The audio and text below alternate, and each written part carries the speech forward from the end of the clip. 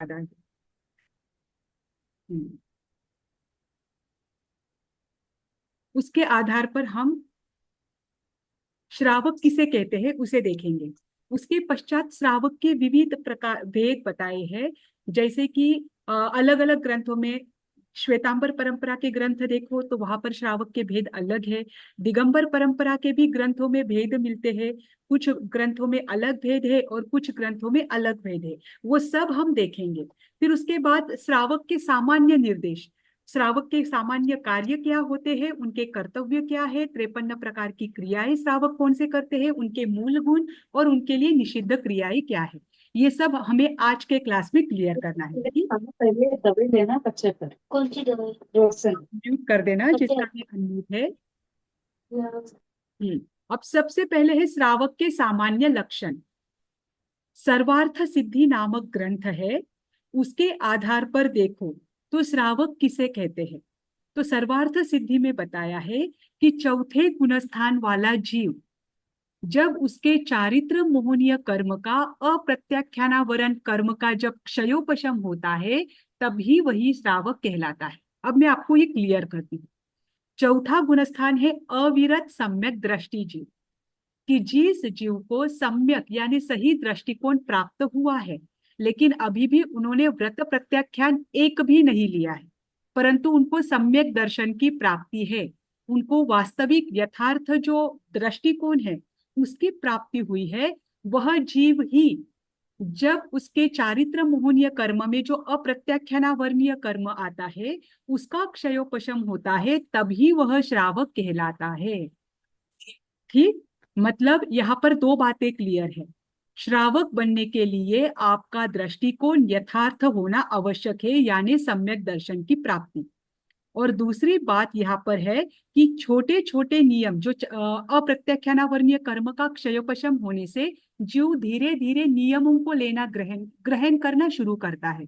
तो जब वो एक एक व्रत को ग्रहण करना शुरू करता है तब उसे श्रावक कहते हैं। तब तक उसे आप श्रावक नहीं कह सकते। जैसे हम आजकल कहते हैं ना कि ये श्रावक है वो श्राविका है, पर वहां पर उसी बात को क्लियर किया है। जब तक सम्यक दर्शन की प्राप्ति ना हो और सम्यक दर्शन की प्राप्ति के बाद भी वो व्रत प्रत्याख्यान नहीं ले तब तक वह श्रावक नहीं है। ठीक, अब दूसरा जो श्रावक का लक्षण दिया है वह सागार धर्मामृत में दिया है। सागार धर्मामृत भी श्रावकों के लिए ही बनाया हुआ ग्रंथ है। उसमें क्या दिया है कि जो पंच परमेष्ठी का भक्त है, जो वास्तविक देव है, जिन्होंने आंतरिक शत्रुओं को जीत लिया है, उनका ही वह भक्त है। अन्य देवी देवता जो है उनके कोप के कारण भय से उनकी पूजा नहीं करता है। जो दूसरी बात, जो प्रधानता से दान और पूजन करने वाला हो, जो जानता है कि मुझे सुपात्र दान देना है और देव गुरु धर्म की पूजा करना है, जो भेद ज्ञान रूपी अमृत को पीने का इच्छुक हो। भेद ज्ञान किसे कहते हैं? किसी को पता है भेद ज्ञान किसे कहते हैं?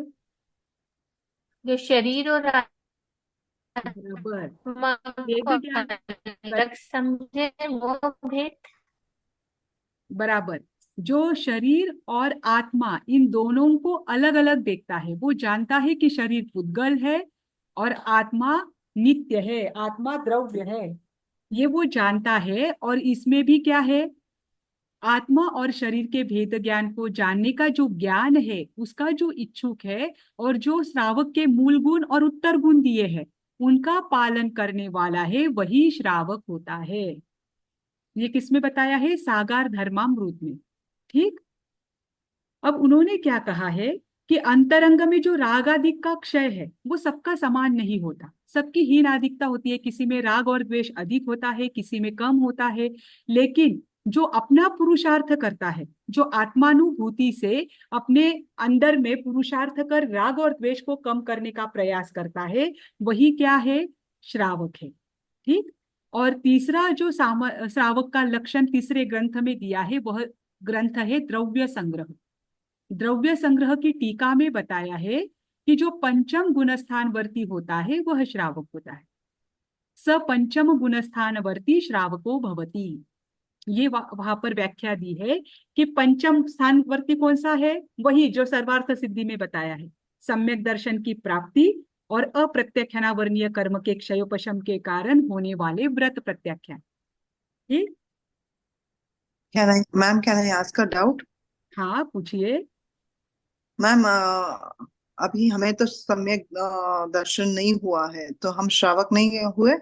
जब तक अगर सागार सर्वार्थ सिद्धि और द्रव्य संग्रह की अपेक्षा देखो, तो जब तक सम्यक्त्व की प्राप्ति ना हो तब तक हम श्रावक में नहीं आते। और वैसे भी अगर आप आगमों के आधार पर देखें तो श्रावक पांचवा गुणस्थान वाला जीव होता है, चाहे वह एक व्रतधारी हो चाहे 12 व्रतधारी हो। और पांचवें गुणस्थान में जीव कब जाता है? जब वो चौथे गुणस्थान को पार करता है। यानी सम्यक्त्व की प्राप्ति के बिना श्रावकत्व नहीं हो सकता। तो हम श्रावक श्राविका नहीं है, क्योंकि हमें हो सम्यक दर्शन सकता है, नहीं अगर हुआ है। हो सकता है कि आप सम्यक्त्व की प्राप्ति में हो, आपने उपशम सम्यक प्राप्त किया हो, क्षयोपशम प्राप्त किया हो। हमें ये नहीं पता ना कि हम सम्यक्त्व की हमने सम्यक्त्व को स्पर्श किया भी है या नहीं किया है।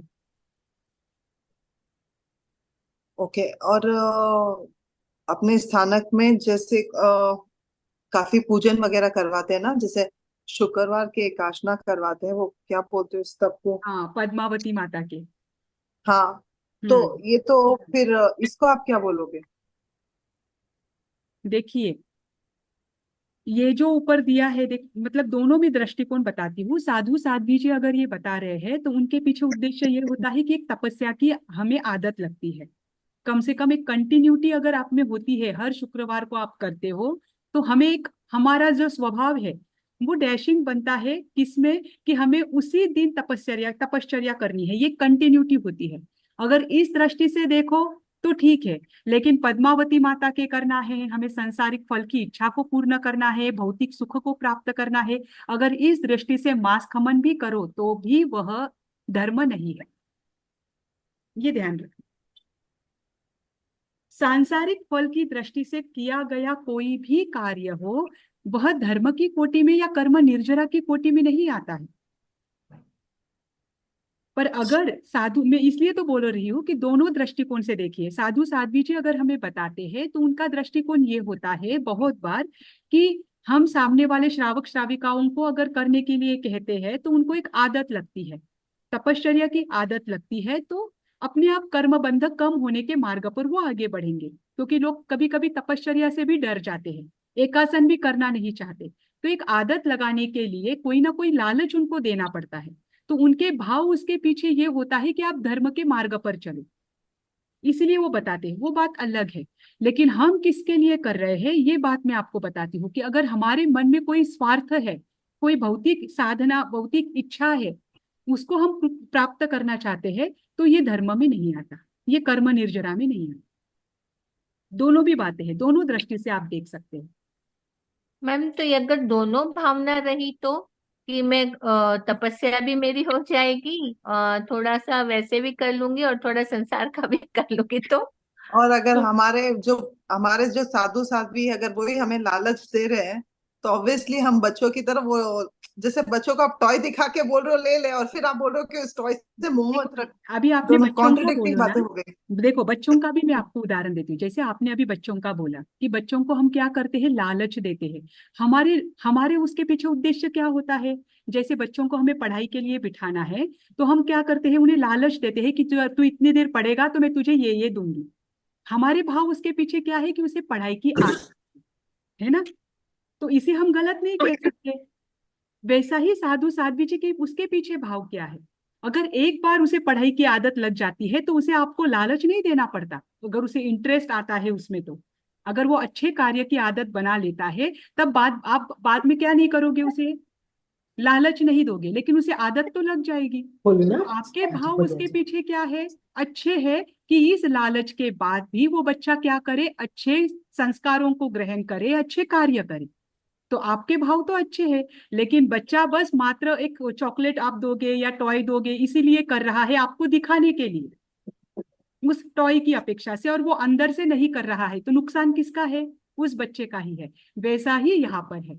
अगर आपको कोई साधु साध्वी जी भगवंत कहते हैं तो उनके पीछे भाव क्या है? अगर उनके भाव ये रहे कि आप धर्म में आ जाओ, आप धर्म का कार्य करो, तो वो उनका अच्छे भाव है, तो उसमें दोष नहीं है। लेकिन हम किस दृष्टि से कर रहे हैं? अगर हम वास्तव में मात्र सांसारिक भावों के हिसाब से ही कर रहे हैं, तो ये तो हमारा नुकसान है कि हम धर्म करके भी उसे अचीव नहीं कर पा रहे, जैसे वो बच्चा है ना। अब मैं घर की देवी देवताओं की अगर पूजा करूँ तो मैं श्राविका नहीं हुई? नहीं, ऐसा नहीं है। देखो, जैसे आपने सम्यक्त्व के 67 बोल पढ़े होंगे, तो उसमें आता है कि अगर आप घर के बड़ों के कहने के कारण, राजा के कहने के कारण अगर किसी अन्य देवी देवता की आपको पूजा करनी पड़े, तो वहां के आपको सम्यक्त्व में दोष लगता है, आपका सम्यक्त्व खंडित नहीं होता। वहां पर आपको दोष लग सकता है थोड़ा बहुत, परंतु आपका सम्यक्त्व वहां पर टूटता नहीं है, क्योंकि आप बड़ों के कहने पर या उनका बहुत फोर्स आपको रहा है कि ये हमारे घर की परंपरा चलती आ रही है, तो इस कारण से अगर आप वो कर रहे हो तो वो।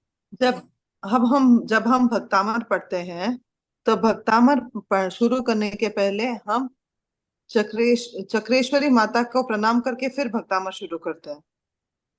ओके, तो मैं जिस किताब से पढ़ती हूँ, तो फिर मैं इसको क्या बोलूंगी? क्योंकि मैं तो देवी देवता को प्रणाम करके फिर सिद्ध के नहीं ये नहीं नहीं, भक्तामर को प्रणाम। आप चक्रेश्वरी माता को कर रहे हैं, तो चक्रेश्वरी माता शासन रक्षक देवी है, जिसकी वजह से शासन की रक्षा होती है। तो साधर्मी को नमस्कार करना जैसे मिथ्यात्व नहीं है, वैसे ही साधर्मी को नमस्कार करना कोई ये वो भी एक साधर्मी ही है ना, वो भी शासन की रक्षा कर रही है। देखो, आपको रास्ते में अगर आपके घर के बड़े हैं या रास्ते में कोई साधर्मी व्यक्ति मिलता है, उसे आप नमस्कार करते हो, तो उसमें आप मिथ्यात्व मानते हो क्या? तो फिर अगर अम्बे माँ हुए, पद्मावती माता हुए, तो फिर वो भी सधर्मी ही तो हुए, क्योंकि उनका तो अगर वो देख, हमारे। नहीं, उसके पीछे यहाँ पर भी आप भावों पर ध्यान देना कि इसके पीछे आपके भाव क्या है।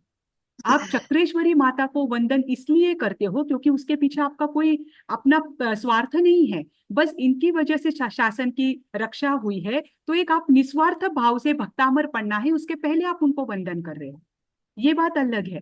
पर कभी कभी हम हमारे स्वार्थ के कारण सभी देवी देवताओं को पूजते हैं ताकि वो हमें सांसारिक सुख दे, तो ये भावना संसार की है। मतलब यहाँ पर पुनः नमस्कार गौण हो जाता है, हमारी भावना मुख्य हो जाती है कि किस भाव से हम कर रहे हैं। अगर हम सांसारिक भाव से कर रहे हैं, तब हमें दोष लगेगा। किसी के कहने पर कर रहे हैं ताकि क्लेश ना हो, वहां दोष कम लगेगा। कभी आप संयम की अपेक्षा से कर रहे हो या शासन की अपेक्षा से कर रहे हो, तो वहां पर दोष नहीं लग सकता है। मतलब हर जगह पर हमारे भाव देखे जाते हैं। ठीक है। ठीक। ओके, ठीक है। अभी यह है श्रावक के सामान्य लक्षण। हमने 3 लक्षण देखे 3 किताबों के आधार पर, सर्वार्थ सिद्धि के आधार पर, सागार धर्मामृत के आधार पर, और द्रव्य संग्रह की टीका के आधार पर। ठीक। अब इसके बाद श्रावक के भेद हम देखेंगे। श्रावक के भेद अलग अलग जगह पर अलग अलग बताए हैं। जैसे कि सागार धर्मामृत में श्रावक के 3 भेद बताए हैं: पाक्षिक श्रावक, नैष्ठिक श्रावक और साधक श्रावक। ठीक। फिर चरित्र सार में उसमें भी श्रावक के 3 भेद बताए हैं, परंतु वहां पर नैष्ठिक नहीं दिया है, वहां पर चर्या दिया है। पाक्षिक श्रावक, चर्या श्रावक और साधक श्रावक, ऐसे 3 भेद चारित्र सार में दिए हैं। अगर जीन आगम की दृष्टि से देखो, जो अर्धमागधी आगम है, उनकी दृष्टि से श्रावक के 3 भेद होते हैं: जगन्य श्रावक, मध्यम श्रावक और उत्कृष्ट श्रावक। ठीक। तीनों प्रकार के भेद आए आपके नाम ध्यान में। देखो, चारित्र सार में 3 दिए हैं, सागार धर्मामृत में 3 दिए हैं, और जीन आगम में 3 दिए हैं। ठीक। चारित्र सार में पाक्षिक, चर्या और साधक, ये 3 दिए हैं। इसमें बस चर्या शब्द अलग हो जाता है। और सागार धर्मामृत में पाक्षिक, नैष्ठिक और साधक, ये 3 दिए हैं। और जीन आगम जो है, जो श्वेतांबर परंपरा के आगम है, जिसे श्वेतांबर परंपरा क्या नहीं मानती है, विलुप्त नहीं मानती है, उसमें श्रावक के 3 भेद है: जगन्य, मध्यम और उत्कृष्ट। है ना। एक मिनट, अभी देखिए, श्वेतांबर परंपरा के अनुसार मैं आपको पहले बताती हूँ क्योंकि वो बहुत आसान है। जगन्य श्रावक उसे कहते हैं जो 1 से लेकर 6 तक जिनकी प्रतिमा को धारण किया है। देखिए, श्रावक की 11 प्रतिमाएं होती है। प्रतिमा किसे कहते हैं? जो विशेष प्रकार की साधना होती है श्रावकत्व ग्रहण करने के बाद, जो और हमें आगे बढ़ना है, इसके लिए विशेष प्रकार की जो साधना होती है, उन साधनाओं को प्रतिमा कहते हैं। श्रावक की 11 प्रतिमाएं होती है और साधु जी की 12 प्रतिमाएं होती है। तो श्रावक की 11 प्रतिमाओं में जो पहली 6 प्रतिमाओं की आराधना करते हैं, वे होते हैं जघन्य श्रावक। ठीक। फिर 7वें और 8वें और 9वें, 7वें 8वें और 9वें, इन 3 प्रतिमाओं को धारण करने वाले होते हैं मध्यम श्रावक। और 10वें और 11वीं प्रतिमा को धारण करने वाले होते हैं उत्कृष्ट श्रावक। जब वे उत्कृष्ट पद पर आ जाते हैं, जब श्रावक 11वीं प्रतिमा में आ जाते हैं, तब उनको ही श्रमणभूत भी कहा जाता है या श्रमणोपासक भी कहा जाता है, क्योंकि वो श्रमण के समान यानी साधु जी के समान तब उनका क्या बनता है? आचरण बनता है। इसीलिए उनको वहां पर 11वीं प्रतिमा में जाने के बाद उनको श्रमणोपासक या श्रमणभूत कहा जाता है। ठीक। अब जो 4 प्रकार के श्रावक है, मतलब 3 प्रकार के तो है ही, उसमें चर्या एक अलग से है, इनको हम पहले देखेंगे। सबसे पहला है पाक्षिक श्रावक, है ना। पाक्षिक श्रावक किसे कहते हैं? जो हिंसा आदि कार्य में तो होते हैं, मतलब उनके जो असी मसी कुशी आदि जो व्यवहार है, ये तो प्रत्येक श्रावक के होते हैं, ऐसे ही इनके भी होते हैं। तो ये क्या करते हैं? असी मसी कृषि वाणिज्य आदि आरंभिक कार्य है, उनसे उनकी हिंसा होती है, लेकिन हिंसा के निवारण के लिए वो प्रायश्चित भी लेते हैं, है ना। हिंसा तो करनी पड़ेगी। ठीक। उसके बाद दूसरी बात बताई है, जो 8 मूल गुणों को कंपलसरी धारण करते हैं। अब 8 मूल गुणों को लेकर अलग अलग बातें आगे आएगी, पर यहाँ पर मैं 8 मूल गुण उन्होंने मुख्य रूप से कौन से बताए हैं जो हर एक श्रावक में होने ही चाहिए? वो बताए हैं 3 मकार का त्याग। 3 मकार का त्याग यानी मद्य का त्याग, मांस का त्याग और मधु का त्याग। मधु यानी शहद, तीनों म से है, इसीलिए 3 मकार का त्याग ये कंपलसरी श्रावक करे। और 5 प्रकार के जो उदुम्बर आदि फल है, उन 5 प्रकार के फलों का त्याग। जो 22 अभक्ष्य में आते हैं 5 प्रकार के फल, जो हमने चौथे यूनिट में देखा था, जहां पर फंडामेंटल ऑफ जैन डाइट्स आया था, उसमें वो 5 प्रकार के फल आए थे। तो ये 5 प्रकार के फल और 3 मकार का त्याग, ये जो 8 मूल गुणों को धारण करते हैं, वो पाक्षिक श्रावक होते हैं। ठीक। दूसरी बात, 5 अनुव्रतों को भले ही इन्होंने पूरी तरह से धारण ना किया हो, लेकिन स्थूल रूप से हिंसा का, स्थूल रूप से झूठ बोलने का, स्थूल रूप से चोरी करने का, स्थूल रूप से कुशील सेवन और स्थूल रूप से परिग्रह का त्याग करने के ये अभ्यासी होते हैं। उनका अभ्यास करते हैं, भले ही वो पूरी तरह से क्या नहीं है, उन्होंने अभी अनुव्रत ग्रहण नहीं किए हैं, लेकिन उनकी शुरुआत होती है। ठीक। अब दिगंबर परंपरा में श्रावक के 6 आवश्यक बताए हैं। जैसे कि अगर आप कभी श्वेतांबर परंपरा के आगम देखो, तो श्वेतांबर परंपरा के आगम में साधु जी और श्रावक जी, इन दोनों के लिए 6 की 6 आवश्यक समान बताए हैं, है ना। सामायिक, स्तवन, वंदना, प्रतिक्रमण, कायोत्सर्ग और प्रत्याख्यान। परंतु दिगंबर परंपरा में श्रावक के 6 आवश्यक अलग है और साधु जी के 6 आवश्यक अलग है। तो दिगंबर परंपरा के अनुसार जो 6 आवश्यक जो नित्य कार्य है, उसे जो प्रतिदिन करता है, वह श्रावक है, वह पाक्षिक श्रावक में आता है। वो 6 आवश्यक कौन से है? देव पूजा यानी अरिहंत सिद्ध भगवान की स्तवना करना, उनकी पूजा करना। गुरु पास्ती यानी गुरु के समीप जाकर, अगर गांव में गुरु संत विराजमान है तो उनके दर्शन आदि करना, उनके निकट बैठना। फिर स्वाध्याय, स्वाध्याय कुछ ना कुछ प्रतिदिन करना। फिर संयम, संयम यानी नियम आदि ग्रहण करना। तप, यथाशक्ति तप करना। और दान। ये 6 प्रतिदिन कार्य श्रावक करे, और ये 6 प्रतिदिन कार्य करने वाला, अपने शक्ति के अनुसार करने वाला पाक्षिक श्रावक होता है। मतलब नैष्ठिक और साधक श्रावक भी करते हैं, लेकिन पाक्षिक श्रावक को ये कंपलसरी है। क्योंकि उन्हें आगे के नियम अभी तक नहीं है। ठीक। अब पाक्षिक श्रावक जो होता है वो रात्रि भोजन का त्यागी होता है, परंतु कभी कभी वो क्या करता है, रात्रि में आहार भी कर लेता है। पर्व तिथियों को वो रात्रि भोजन के नियमों को पालता है। जो पर्व के दिन है उसमें उपवास उपवास पौषध आदि अपनी यथाशक्ति के अनुसार करता है। कभी कभी कोई छोटा नियम लिया है, उसमें उसमें अगर कोई खंड पड़ा है, वो नियम छूटा है, जैसे कि माला जप आदि करना, उसमें अगर खंड पड़ा है तो उसका प्रायश्चित भी वह ग्रहण करता है। ये सारे क्या है, पाक्षिक श्रावक के लक्षण है। अब आप सोचिए, पाक्षिक, नैष्ठिक और साधक। पाक्षिक ये जघन्य श्रावक होता है, नैष्ठिक यह मध्यम श्रावक होता है, और साधक यह उत्कृष्ट श्रावक होता है। तो हम पाक्षिक श्रावक में भी आते हैं या नहीं, इसका चिंतन आप करें।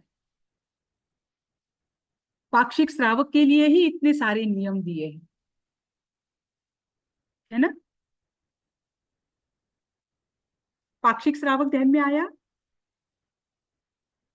Yes madam. यस मैम, आ गया मैम।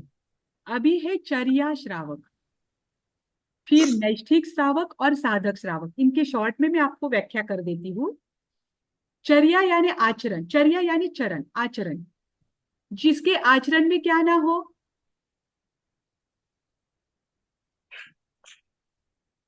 जिसके आचरण में भी कहीं भी हिंसा या स्वार्थ की सिद्धि ना हो, वह चर्या श्रावक कहलाता है।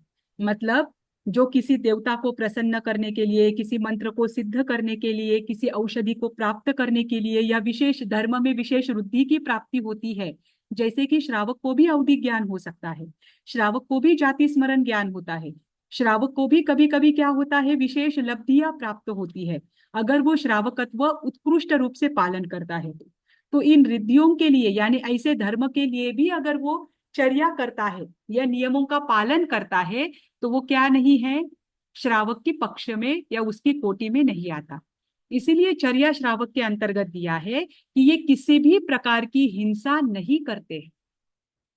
मतलब इन इन कामों के लिए, जैसे कि पाक्षिक श्रावक के लिए क्या दिया है कि उनसे अगर हिंसा होती है तो उनका प्रायश्चित वो कर लेते हैं। लेकिन चर्या श्रावक किसी देवता को प्रसन्न करने के लिए, मंत्र आदि के लिए, चिकित्सा आदि के लिए, या अपने भोग उपभोग के लिए उत्कृष्ट, वो हिंसा नहीं करते। उनका आचरण कैसा होता है, श्रमणोपासक के समान होता है। वो भले ही उन्होंने अभी तक क्या नहीं किया है, ज्यादा प्रतिमाओं को, सभी के सभी प्रतिमाओं को धारण नहीं किया है, लेकिन व्रतों को ये ग्रहण करते हैं। ठीक। और जैसे ही अपने सारे कर्तव्य, सांसारिक कर्तव्य पूरे हो जाते हैं, तब वे संसार का परित्याग कर संयम जीवन को ग्रहण करते हैं, और तब उनकी चर्या कैसी हो जाती है, संयमी के समान हो जाती है। ये होते हैं चर्या श्रावक। ठीक। इनमें क्या होता है कि व्रतों को ग्रहण किया हुआ है, और जैसे जैसे आगे बढ़ते हैं वैसे वैसे उनका त्याग बढ़ता जाता है, उनकी चर्या बदलती जाती है, संयमी के समान होती जाती है। और एक दिन ऐसा आता है कि अपनी सारी सांसारिक जिम्मेदारियों को, अपने पुत्र आदि को छोड़कर वो क्या करते हैं, संयम को ग्रहण करते हैं। ये होते हैं चर्या श्रावक। ठीक। फिर उसके बाद है नैष्ठिक श्रावक। नैष्ठिक श्रावक क्या होते हैं, जिनके जो क्षयोपशम है, चारित्र मोहनीय कर्म का या अप्रत्यक्षानावर्णीय कर्म का क्षयोपशम उत्कृष्ट रूप से होता जाता है। जैसे कि उन्होंने पहली प्रतिमा अंगीकार की, 11 प्रतिमाओं का जब वर्णन आएगा तब मैं वापस आपको बताऊंगी। अभी बस इतना सोचिए, इतना ध्यान रखिए कि नैष्ठिक श्रावक उत्तरोत्तर अपने व्रतों में प्रगति करता है और उत्तरोत्तर अपनी लेशा को उत्कृष्ट बनाता जाता है। पाक्षिक और नैष्ठिक श्रावक, इनके व्रत प्रत्याख्यान समान होते हैं, परंतु इन दोनों में अंतर यह है कि पाक्षिक की उत्तरोत्तर प्रगति हो ये जरूरी नहीं है, वो वहीं पर भी रुक सकता है, पर नैष्ठिक श्रावक की उत्तरोत्तर प्रगति होती ही है। उसकी लेशा बदलती जाती है, स्वभाव बदलता है, वो अंतर से चेंज होता जाता है, परिवर्तन उसके जीवन में आता है, वो नैष्ठिक श्रावक होता है। इसीलिए आपको नीचे दिया है कि पाक्षिक और नैष्ठिक श्रावक में अंतर क्या है। तो पाक्षिक जो श्रावक है उसका जरूरी नहीं है कि उसने इंद्रियों पर पूरी तरह से विजय प्राप्त कर ली है और अपने लेशाओं को बदला है, लेकिन नैष्ठिक श्रावक अपनी भाव लेशाओं को बदलता है और उत्कृष्ट रूप से अपने भावों में प्रगति करता है। ठीक, एक मिनट। और लास्ट है साधक श्रावक। साधक श्रावक क्या है? जिसमें साधु के समान गुण विद्यमान है और जीवन के अंत में जो क्या करता है, संथरा संलेखना आदि ग्रहण करता है, साधु के समान आचरण करता है, वह साधक श्रावक कहा जाता है। देखिए, जीवन भर नियमों का पालन करना ये श्रावक का है ही, लेकिन जरूरी नहीं है कि श्रावक अगर जीवन भर नियम का पालन करे तो अंतिम समय में उसे संलेखना आए ही, अंतिम समय में साधकत्व में वो रहे ही, साधकपना उसका रहे ही। जिसका अंतिम समय में भी साधकपना रहता है, जो समाधि मरण में रहता है, ऐसा श्रावक साधक श्रावक कहलाता है। यानी हम अभी कुछ डिसाइड नहीं कर सकते कि साधक श्रावक कौन है। साधक श्रावक हम कब डिसाइड कर सकते हैं? जब उसके जीवन का अंतिम पल, अंतिम समय हम देखते हैं जो कि समाधि मरण में हो, वही साधक श्रावक कहलाता है। इसीलिए उनको नाम साधक दिया है कि जिन्होंने अंतिम क्षण तक अपने जीवन में क्या किया, साधकत्व का पालन किया और अंतिम समय में समाधि मरण को ग्रहण किया, वे श्रावक साधक श्रावक है। जैसे कि उपासक दशांग सूत्र में बताए गए 10 श्रावक, ये कौन से श्रावक थे? साधक श्रावक थे, क्योंकि उन्होंने अपने जीवन के अंतिम समय में समाधि मरण को प्राप्त किया और जीवन के अंतिम समय तक साधना की, वो भी उत्तरोत्तर, है ना। ठीक, तो साधक श्रावक का क्या है विशेष गुण? कि वो अंतिम समय में समाधि मरण को प्राप्त करते हैं। जिसका चित्त हमेशा देव गुरु धर्म में लगा हुआ रहता है, जिनका लक्ष्य एक है सिद्ध बनना, जो अंत में भी क्या हो जाते हैं, श्रमण के समान आचरण करने वाले होते हैं, वे साधक श्रावक होते हैं। ऐसा नहीं है कि किसी सामान्य व्यक्ति को अंतिम समय में संलेखना आ गई तो वो साधक श्रावक हुआ, नहीं। साधक श्रावक कौन है? जिन्होंने जीवन में भी उत्तरोत्तर प्रतिमाओं को धारण किया, उत्तरोत्तर व्रतों में वृद्धि की और अंतिम समय में भी उन्होंने समाधि मरण प्राप्त करके श्रमण के समान अपने पंडित मरण को प्राप्त किया। भले ही बाल पंडित मरण हो, लेकिन उनकी भावना इतनी उत्कृष्ट होती है कि वे श्रमणोपासक कहलाते हैं। ऐसे ही साधक श्रावक होते। ठीक, तो मैम फिर अर्जुन माली वो कैसे फिर डेवलप में गए? और कौन उन्होंने कौन तो हिंसा कौन अर्जुन माली और चंदा कौशिक दोनों भी अलग टाइप के रहते हैं, पर जब अंतिम समय में उन्होंने उत्कृष्ट भावना भाई तो वो दोनों भी डेवलप में गए। देखो, अर्जुन माली तो देवलोक में नहीं गए, अर्जुन माली तो सिद्ध बन गए हैं। तो अर्जुन हाँ माली तो सिद्ध। साधु जी थे, है ना। वो साधु जी थे और उन्होंने जब से जाना तब से अपने जीवन में उत्तरोत्तर प्रगति ही की। ये दोनों भी देखिए, चंडक कौशिक ने जिस दिन धर्म को जाना, धर्म को माना, उस दिन से वो पीछे नहीं हटे, अपनी आत्मा को उत्तरोत्तर हम्म, उन्होंने प्रगति के मार्ग पर लेकर गए। ऐसा नहीं है कि आज व्रत लिया दूसरे दिन छोड़ दिया, ऐसा नहीं हुआ। इसीलिए वो कम हम्म, समय में भी अर्जुन माली ने क्या कर दिया, सिद्ध गति को प्राप्त किया। और कम समय में भी चंडक कौशिक ने 11 व्रतों का अंगीकार किया और उनका पालन किया और अंतिम समय में समाधि मरण को भी प्राप्त किया। चंडक मतलब कौशिक को भी अंतिम समाधि समय मरण, में जो अगर आपने एक स्टेप ली है तो उस स्टेप से हमेशा ऊपर ही हाँ, चढ़ना पीछे है। नहीं हटना, उत्तरोत्तर प्रगति करना, ये श्रावक का काम है। और साधक श्रावक यही करता है, वो पीछे नहीं ओके। हटता है, अपने जीवन में उत्तरोत्तर प्रगति करता है। ठीक, चाहे वो कोई भी एज हो, मतलब कोई भी कोई भी हो, है, एक कहीं बार से भी आप धारण कर धर्म की लिया तो शुरुआत फिर। करें, कहीं से भी आप धर्म की शुरुआत करें। जैसे कि गौतम गणधर है, 50 वर्ष की हम्म, उम्र में उन्होंने क्या किया, जैन धर्म को जाना और 50 वर्ष की उम्र में उन्होंने दीक्षा ली। तो जब से दीक्षा हम्म, ली तब से उन्होंने उत्तर उत्तर प्रगति की, तो मोक्ष को प्राप्त किया, जी है ना। हाँ, समझ। अभी देखिए श्रावक के सामान्य निर्देश। श्रावक के सामान्य निर्देश के अंतर्गत क्या क्या आएगा कि गृहस्थ श्रावक वही होता है जिनमें गृहस्थ धर्म की प्रधानता होती है। ठीक, दूसरा आएगा कि श्रावक धर्म के पात्र व्यक्ति कौन है। ठीक, फिर उसके बाद आएगा, एक मिनट, जो विवेकी श्रावक होते हैं उनके हिंसा में भी दोष कम लगते हैं। फिर आएगा कि श्रावक के कितने भाव हो सकते हैं, ज्यादा से ज्यादा और कम से कम। और फिर श्रावक के मोक्ष के निषेध का कारण दिगंबर परंपरा के अनुसार। ठीक, अभी देखिए, दो प्रकार के धर्म भगवान महावीर ने बताए हैं। एक है आगार धर्म और एक है अणगार धर्म। आगार उसे ही कहते हैं जिनमें गृहस्थ धर्म की प्रधानता हो। जो ऐसा नहीं है कि भगवान ने कहा है ये श्रावक है तो इन्होंने भी क्या करना है, घर में बैठकर मात्र साधना करनी है, उनको छूट दी है। आगार का अर्थ एक क्या होता है, एक अर्थ होता है छूट। जहां पर आप जानते हो कि आप गृहस्थ में हो, आपको पता है कि आपको कुछ कर्तव्यों का निर्वाह करना है। उन कर्तव्यों का निर्वाह अगर हम कर्तव्य बुद्धि से करते हैं, कर्तव्यों का निर्वाह उसमें आसक्त होकर नहीं, उसमें दत्त चित्त होकर नहीं, कर्तव्य बुद्धि से अगर हम कर्तव्यों के निर्वाह करते हैं तो वो होता है गृहस्थ धर्म, वो होता है आगार धर्म। ठीक, तो श्रावक की गृहस्थ धर्म की प्रधानता होती है क्योंकि उन्होंने अभी तक क्या नहीं किया है, संसार को छोड़ा नहीं है।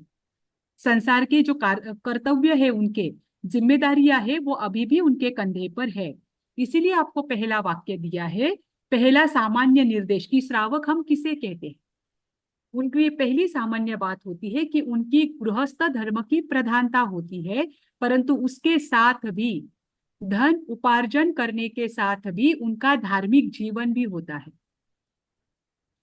श्रावक कौन होते हैं, जो स्वयं क्या करते हैं, अपने कर्तव्यों का पालन करते हैं, कर्तव्यों का पालन करते हुए धार्मिक जीवन जीते हैं, और जो वास्तव में धर्म के मार्ग पर है, ऐसे अनगारों के लिए 4 प्रकार के आहार आदि, औषधि आदि का दान करते हैं, और उनके संयम के लिए क्या करते हैं, ये साता पहुंचाने का काम करते हैं। इसीलिए श्रावक धर्म भी क्या है, अत्यंत पवित्र है।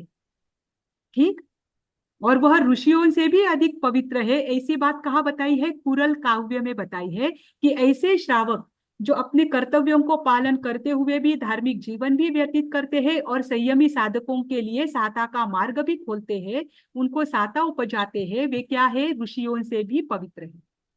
देखिए आप, श्रावकों को लेकर भी कितनी उत्कृष्ट बात बताई है। दूसरी बात गृहस्थ धर्म के आधार पर बताई है कि ऐसा श्रावक जो स्वयं भी अपने कर्तव्यों का निर्वाह करता है और अन्य जो साधक, संयमी साधक है, उनके प्रति भी अपने भावों का रखता है, उनकी वैयावृत्य करता है, उनकी संगति करता है, उनके पास ज्ञान का अर्जन करता है और उनकी सेवा करता है, यानी वैयावृत्य करता है। ऐसा श्रावक भी देवों को पूजनीय होता है। इन रत्नत्रय को, जो रत्नत्रय धारी है, उनकी वो सेवा करता है और उनकी संगति में रहकर धीरे धीरे वो भी रत्नत्रय की साधना करता है, क्योंकि रत्नत्रय में ज्ञान दर्शन चारित्र आता है। और श्रावक वही होता है जो दर्शन से युक्त हो, सम्यक दर्शन उसके पास हो, साधु की संगति में रहकर ज्ञान का अर्जन करता हो और उनसे धीरे धीरे व्रतों को लेकर चारित्र का भी पालन करता हो। ऐसा श्रावक असुर आदि जो देव है उनके लिए भी पूजनीय होता है। ठीक, फिर दूसरी बात है कि श्रावक धर्म का के लिए योग्य व्यक्ति कौन है। उनकी कुछ बातें यहाँ पर बताई है कि ये अगर बातें किसी व्यक्ति में है तो वही श्रावक धर्म को पालन करने के लिए योग्य है, पात्र है। उसमें पहली बात बताई है जो न्याय से धन कमाता हो। सबसे पहली बात, क्योंकि श्रावक का संसार में रहते हुए एक महत्वपूर्ण कार्य धन उपार्जन करना भी है, तो जो धन न्याय से कमाता हो। दूसरी बात, जो गुणों का अनुरागी हो, यानी जो जिसमें जो गुण दिखते हैं, चाहे कोई भी व्यक्ति हो, उसमें अगर उसे गुण दिखता है तो उन गुणों को वो ग्रहण करता हो। जैसे कि कभी आपने अंतगढ़ सूत्र सुना होगा, तो अंतगढ़ सूत्र में श्री कृष्ण राजा को क्या दिखा, रास्ते पर एक मरी हुई कुतिया कुतिया। दिखी, है ना, मरी हुई कुतिया दिखी, वो सड़ी हुई थी, पर श्री कृष्ण राजा की उनका ध्यान कहाँ पर गया, के दांतों पर। हाँ, उनके दंत पंक्ति पर गया कि उनकी दंत पंक्ति कैसी है, कितनी मोतियों के समान उसके दांत है। उन्होंने उस पूरे सड़े हुए शरीर को नहीं देखा, उनका ध्यान कहाँ पर था, उनके अंदर रहे हुए उन दांतों के पास। एक तो एक उदाहरण है क्योंकि यहाँ पर बस कहने का तात्पर्य इतना है कि जो श्रावक होता है वो संसार में रहे हुए व्यक्तियों के दुर्गुणों को नहीं देखता है, उस व्यक्ति में क्या खूबी है, क्या गुण है, उस गुण को देखता है और उस गुण को अपने जीवन में अंगीकार करने का प्रयास करता है। इसे कहते हैं गुणों का अनुरागी।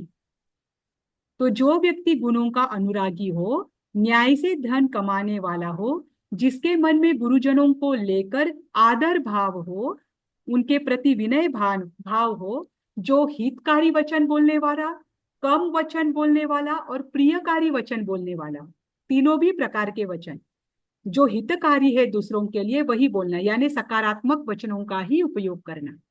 जो मितकारी है मतलब कम से कम शब्दों में बोलना, अधिक वाचाल नहीं हो। और जो प्रियकारी शब्दों को ही बोलने वाला हो, बोलने की भी एक पद्धति होती है, जो शब्द सामने वाले को सुनना अच्छा लगे ऐसे। इसका अर्थ ये नहीं है कि चापलूसी करना, इसका अर्थ ये है कि उनको समझाना भी ऐसे वचनों में जिससे सामने वाले को अपनी गलतियों का भान तो हो लेकिन उसमें उनको अपमान ना लगे। ऐसे प्रियकारी वचन बोलने वाला व्यक्ति क्या बन सकता है? श्रावक श्रावक। बन सकता है ना।